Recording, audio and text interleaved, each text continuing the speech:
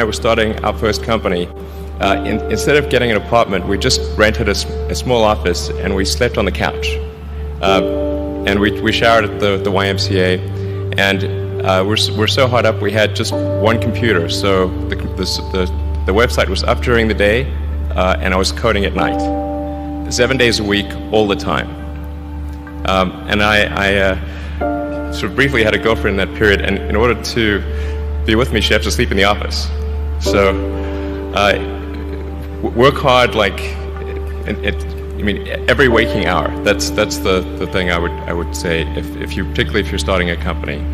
And I mean, if you do simple math, you say like, okay, if somebody else is working 50 hours and you're working 100, you'll get twice as much done in the course of a year as the other company.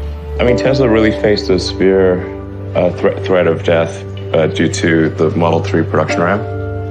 Essentially, the company was bleeding money like crazy, and just if we didn't solve these problems in a very short period of time, we would die. And it was extremely difficult to solve them. How close to death did you come? Within single-digit weeks. 22 hours a day, or like how many hours? I was working, so 7 days a week, sleeping in the factory. I worked in the paint shop, general assembly, body shop. Do you ever worry about yourself imploding? Like it's just too much? Absolutely. If you're creating a company or if you're joining a company, the most important thing is to attract great people. So either join a group that's amazing, that you really respect, or if you're building a company, you've got to gather great people. I mean, all a company is a group of people that have gathered together to create a product or service. And so depending upon how talented and hardworking that group is, and the degree to which they are focused cohesively in a good direction, that will determine the success of the company. So do everything you can to gather great people if you're creating a company. It's good to think in terms of the physics approach of first principles, which is, rather than reasoning by analogy, you boil things down to the most fundamental truths you can imagine, and you reason up from there.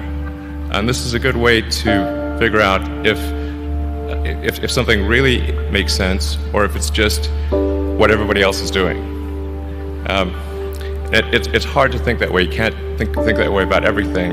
It takes a lot of effort. But if you're trying to do something new, it's the best way to think. And that framework was developed by physicists to figure out counterintuitive things like quantum mechanics. So it's really a powerful method.